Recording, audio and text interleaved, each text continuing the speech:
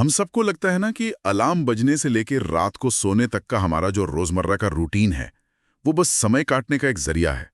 मतलब एक यांत्रिक लूप सा बन गया है। हाँ, सुबह उठो, काम पर भागो, थक कर वापस आओ और सो जाओ। बिल्कुल, इसे एक मजबूरी मान लिया गया है। लेकिन क्या हो अगर ये साधारण सी लगने वाली दिनचर्या दरअसल एक बहुत बड़े, बहुत ही गहरे ब्रह्मांडीय चक्र का ब्लूप्रिंट हो? ये सोचने में ही काफी दिलचस्प लगता है ना? हमारी आज की इस चर्चा में एक ऐसा ही चौंकाने वाला सच सामने आने वाला है। गायत्री चैतन्य के पन्नों में जो तथ्य मौजूद हैं वे इस बोरिंग रूटीन को देखने का नजरिया पूरी तरह से बदल देते हैं। एकदम सही बात है। आमतौर पर लोग गायत्री को सिर्फ एक मंत्र मान लेते हैं जिसे बस सुबह सुबह दोहरा लिया जाता है। हाँ, एक धार्मिक कर्मकांड की तरह। बिल्कुल, लेकिन गायत्री चैतन्य हमें बताता है कि ये केवल कुछ शब्दों का समूह नहीं है। ये संपूर्ण और अनंत आदि शक्ति का स्वरूप है जो इंसान की चेतना के विकास को दिशा देता है। और इस विषय की गहराई वाकई हैरान करने वाली है।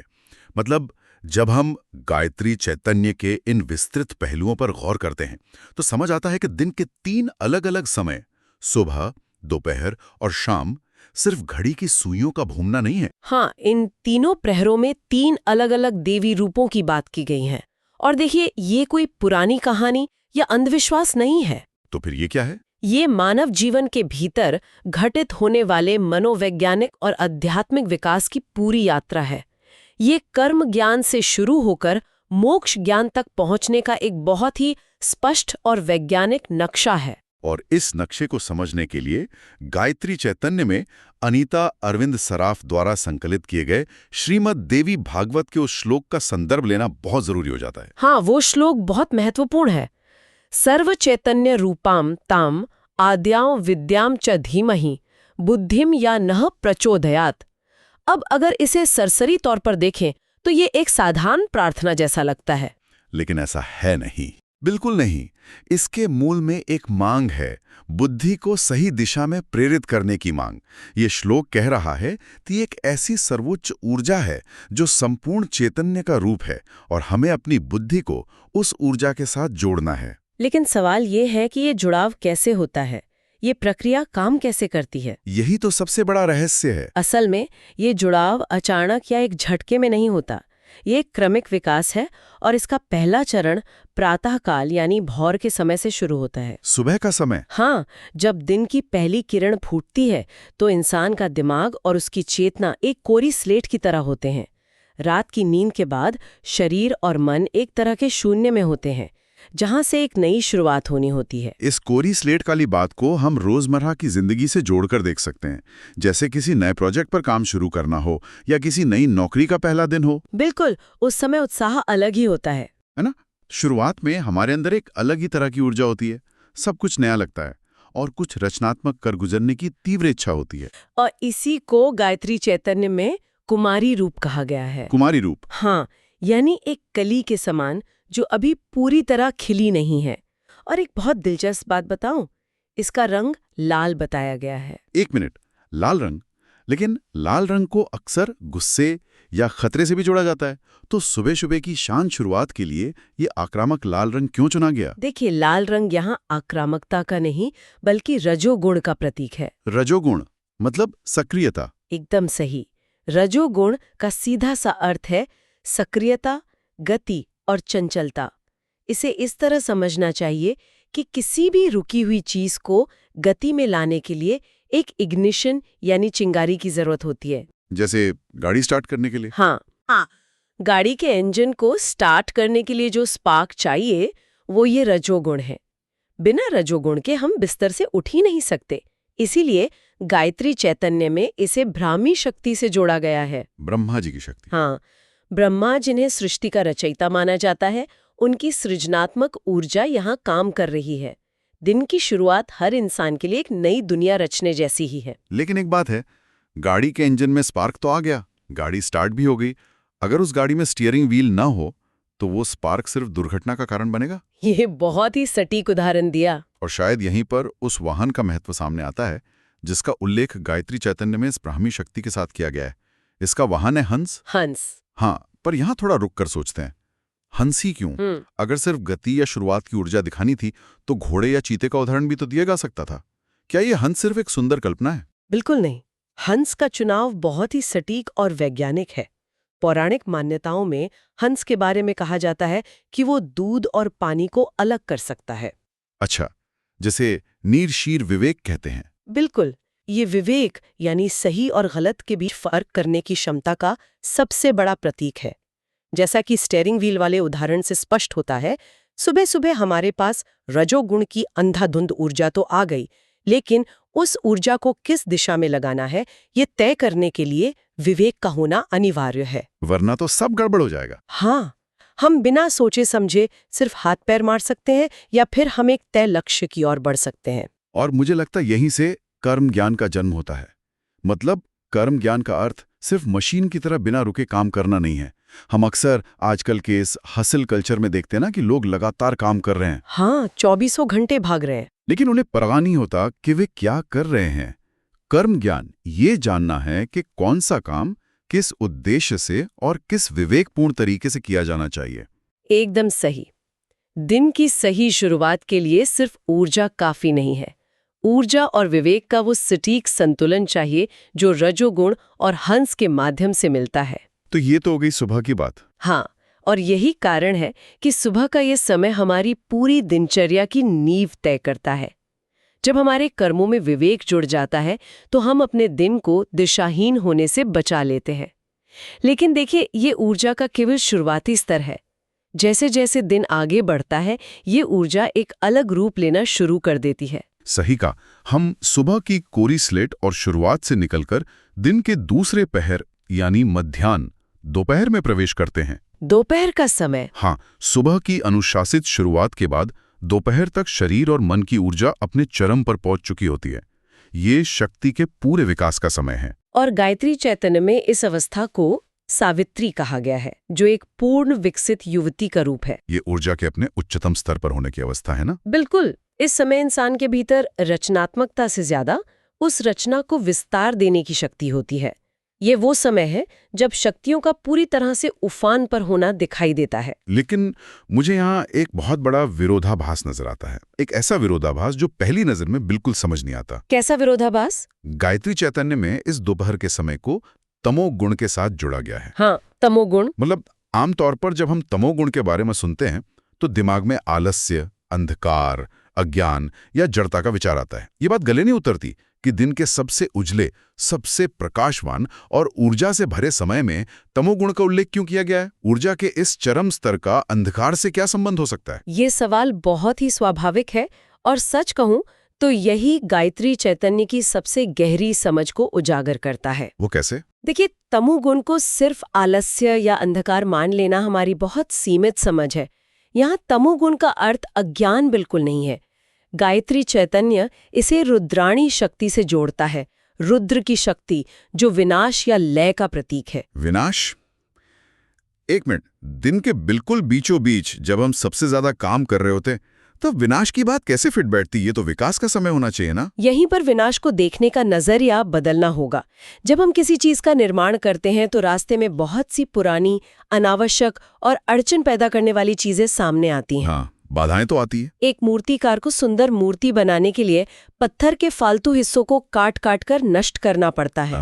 दोपहर के समय जब ऊर्जा अपने चरम पर होती है तो ये रुद्राणी शक्ति उन बाधाओं, बुरी आदतों और गलत विचारों का विनाश करती है ताकि नए विकास के लिए जगह बन सके। बिल्कुल, ये एक तरह की परिवर्तनकारी और परिष्कृत करने वाली शक्ति है। क्या बात है! ये एक बहुत ही नया नजरिया है और इसे समझने के लिए हमें इस रूप के रंग पर भी ध्यान देना होगा। गायत्री चैतन्य में सावित्री या रुद्राणी रूप का रंग सफेद बताया गया है। सफेद रंग? हाँ, और सफेद रंग तो शुद्धता और ज्ञान के प्रकाश का प्रतीक है। इससे स्पष्ट होता है कि ये जो विनाश या लय हो रहा है ये अंधेरे में नहीं बल्कि ज्ञान के पूरे प्रकाश में हो रहा है। बिल्कुल सही पकड़ा आपने।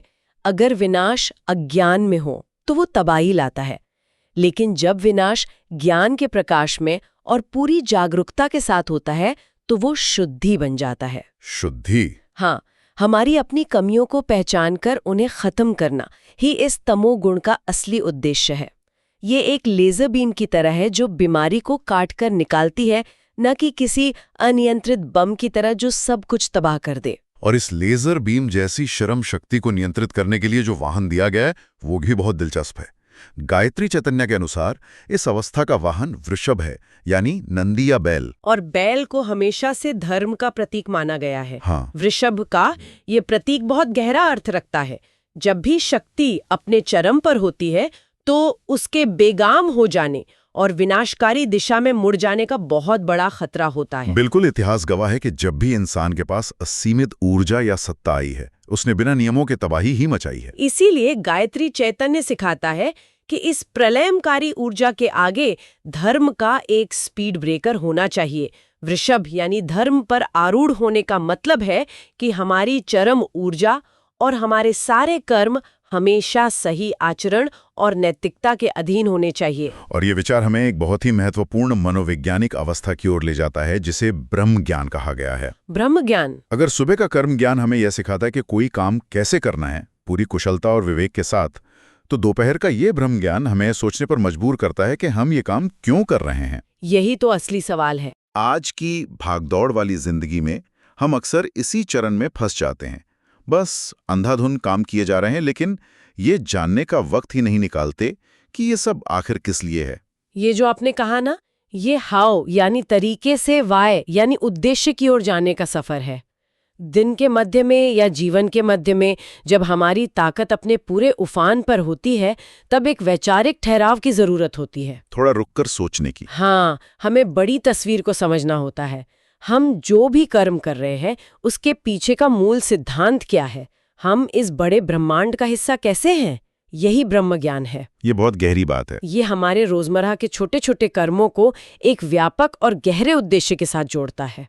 बिना ब्रह्म ज्ञान के दोपहर की वो सारी ऊर्जा सिर्फ एक थकान भरी भागदौड़ बनकर रह जाती है। तो हमने देखा कि दिन की शुरुआत रजोगुण की सक्रियता और कर्म ज्ञान से हुई, फिर वो तमोगुण की विनाशकारी लेकिन परिष्कृत करने वाली शक्ति और ब्रह्म ज्ञान तक पहुंची। और अब इस चक्र का तीसरा और अंतिम चरण आता है, सायंकाल यानी शाम का समय।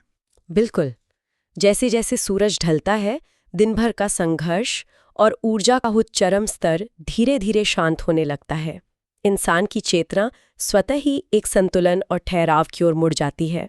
और गायत्री चैतन्य में संध्या के इस समय को प्रौढ़ या एक परिपक्व अवस्था के रूप में दर्शाया गया है। हाँ, यह वो समय है जब इंसान एक लंबी यात्रा तय कर चुका होता है और उसके पास ज्ञान तथा अनुभव का एक गहरा भंडार होता है। इसे हम इंसान के पूरे जीवन काल से बहुत आसानी से जोड़ सकते हैं। ये जीवन के उस पड़ाव जैसा है जैसे रिटायरमेंट के आसपास का समय। सही कहा। उस उम्र में कोई भी व्यक्ति बस भागते नहीं रहना चाहता। महत्वाकांक्षाओं की वो अंधाधुंध दौड़ खत्म होने लगती है। इंसान अपने द्वारा किए गए पूरे जीवन के कार्यों में एक समतोल खोजना चाहता है। वह शांति और गहराई की तलाश करने लगता है। और इसी गहराई को दर्शाने के लिए गायत्री चैतन्य में इस संध्याकालीन अवस्था को सरस्वती का रूप और वैष्णवी शक्ति माना गया है। वैष्णवी शक्ति। शाम का ये समय उसी सामंजस्य और स्थिरता का प्रतीक है, जहां ना तो सुबह की वो बेतहाशा शुरुआत है और ना ही दोपहर का वो उग्र चरम। इस अवस्था का रंग भी इसके स्वभाव से पूरी तरह मेल खाता है। इसका रंग नीला बताया गया है। नीला रंग। जब हम नीले रंग के बारे में सोचते हैं तो हमें विशाल नीला आकाश या गहरे समुद्र की याद आती है। दिन भर की थकान और शोर शराबे के बाद जब हम शाम के शांत नीले आसमान को देखते हैं तो मन के अंदर एक अजीब सा ठहराव पैदा होता है। वो नीलापन हमारी चेतना को शांत कर देता है। और इसी ठहराव और शांति को सत्व गुण से जोड़ा गया है। सत्व गुण। सत्व गुण का अर्थ है विशुद्ध ज्ञान, प्रकाश और पूर्ण सामंजस्य। जब सुबह के रजोगुण की भागदौड़ और दोपहर के तमोगुण का संघर्ष पूरी तरह से शांत हो जाता है, तो जो शेष बचता है वो है सत्वगुण। ये इंसान के भीतर का सबसे संतुलित, सबसे निर्मल स्वरूप है, जहां किसी भी तरह का द्वंद्व या उलझन नहीं रहती। लेकिन यहाँ भी एक बहुत ही रोचक बात सामने आती है जो शायद थोड़ा उलझा भी सकती है। वो क्या? गायत्री चैतन्य में इस शांत और ठहरी हुई अवस्था का जो वाहन बताया गया है वो है गरुड़। अब गरुड़ को तो अपनी अत्यंत तेज गति के लिए जाना जाता है। हाँ, ये बात तो है। एक तरफ हम शाम के ठहराव, विश्राम और परिपक्वता की बात कर रहे हैं, और दूसरी तरफ वाहन गरुड़ है जो आसमान चीरते हुए उड़ता है। क्या ये एक विरोधाभास नहीं है? गरुड़ की ये तेज गति शाम की शांति के साथ कैसे मेल खाती है? देखिए, ये विरोधाभास केवल सतह पर है। अगर हम इसके गहरे अर्थ में जाएं, तो ये एक बहुत ही सुंदर प्रतीक है। यहाँ गरुड़ की गति शरीर की या भौतिक दुनिया की गति नहीं है। तो फिर किसकी गति है? ये ज्ञान की गति है। शाम के समय जब हमारा मन दुनियादारी की उलझनों और भौतिक बंधनों से मुक्त होने लगता है, तब हमारी चेतना अज्ञानता को पीछे छोड़ते हुए परम सत्य की ओर छलांग लगाती है। मतलब एक अलग ही स्तर पर उड़ान। बिल्कुल।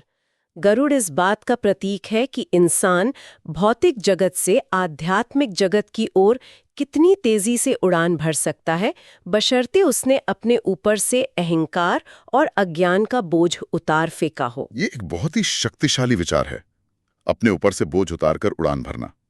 और यही उड़ान हमें ज्ञान के अंतिम और सबसे ऊंचे स्तर तक ले जाती है, जिसे मोक्ष ज्ञान कहा गया है। मोक्ष ज्ञान। सुबह का कर्म ज्ञान जहां हमें काम करना सिखा रहा था, और दोपहर का ब्रह्म ज्ञान जहां हमें काम का उद्देश्य समझा रहा था, वहीं ये शाम का मोक्ष ज्ञान हमें उन सब चीजों से आजाद कर देता है। मोक्ष ज्ञान का असल अर्थ है खुद को पहचानना, खुद को जानना। हाँ, जब दिन ढल जाता है, बाहरी दुनिया का शोर कम हो जाता है, तब इंसान बाहर देखना बंद करके अपने भीतर देखना शुरू करता है।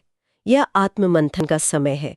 दिन भर हमने जो भी किया वो सब पीछे छूट जाता है। सब कुछ एक जगह आकर ठहर जाता है। मोक्ष ज्ञान वो अवस्था है जहां हम ये समझ पाते हैं कि हम केवल अपने कर्म या अपनी सफलता विफलता नहीं है, हम इन सब चीजों से कहीं ऊपर एक स्वतंत्र चेतना है। ये उस परम शांति की तलाश है जिसे पा लेने के बाद कुछ और पाना बाकी नहीं रहता। तो अगर हम गायत्री चैतन्य से प्राप्त इन सभी तथ्यों और इस पूरी चर्चा को एक साथ समेट कर देखें, तो हमारे सामने एक बहुत ही विशाल और स्पष्ट तस्वीर उभर कर आती है। बिल्कुल। ये बात पूरी तरह साबित हो जाती है कि ये कोई साधारण प्रार्थना या सिर्फ एक दिन की दिनचर्या का वर्णन नहीं है। ये पूरे मानव जीवन के क्रमिक विकास का एक सटीक ब्लूप्रिंट है। ये एक ऐसा ब्रह्मांडीय चक्र है जो हर दिन हर पल हमारे भीतर घटित हो रहा है। बचपन का भोलापन और शुरुआत का उत्साह वो कर्म ज्ञान है जहां रजोगुण हावी रहता है, और यौवन की प्रचंड ऊर्जा, हाँ, सफलता पाने की भूख और संघर्ष वो ब्रह्म ज्ञान का समय है जहां हमें तमोगुण रूपी चुनौतियों का सामना करते हुए धर्म का संतुलन बिठाना होता है। और जीवन की परिपक्वता का वो ठहराव, वो शांति, मोक्ष ज्ञान है जो हमें सत्वगुण की ओर ले जाता है। आज की इस बेहद तेज गति वाली दुनिया में, जहां सफलता का सिर्फ एक ही पैमाना तय कर दिया गया है, 24 घंटे काम करना, भागते रहना और लगातार उत्पादक बने रहना, ये चर्चा हम सबको एक बहुत ही गहरे और सोचने पर मजबूर करने वाले सवाल के सामने लाकर खड़ा कर देती है। सच में ऐसा लगता है जैसे हमारी पूरी पीढ़ी सिर्फ रजोगुण की उस अंधाधुंध सक्रियता और दोपहर की उस प्रचंड आग में ही फंसकर रह गई है। और यही सबसे बड़ी चिंता की बात है। क्या हम अपने दैनिक जीवन में अपनी इस अंतहीन दौड़ भाग में उस शाम के लिए, उस ठहराव और मोक्ष ज्ञान के लिए जगह बनाना पूरी तरह से भूल गए? ऐसा ही लगता है। अलार्म बजने से लेकर रात को पस्त होकर सोने तक के उस यांत्रिक लूप में हमने सत्वगुण को कहीं बहुत पीछे छोड़ दिया है। तो आज विचार करने वाली बात यह है कि क्या सच्ची और स्थायी सफलता सिर्फ भागने में है, या फिर गायत्री चैतन्य में छिपे इन तीनों चरणों, कर्म, ब्रह्म और मोक्ष के संतुलन को वापस अपने जीवन में उतारने में है? बहुत ही गहरा सवाल है। अगर हम अपने जीवन की शाम को ही भूल गए हैं, तो फिर इस पूरी दौड़ का असली मतलब ही क्या रह जाता है? इस पे हम सबको गहराई से विचार करना चाहिए।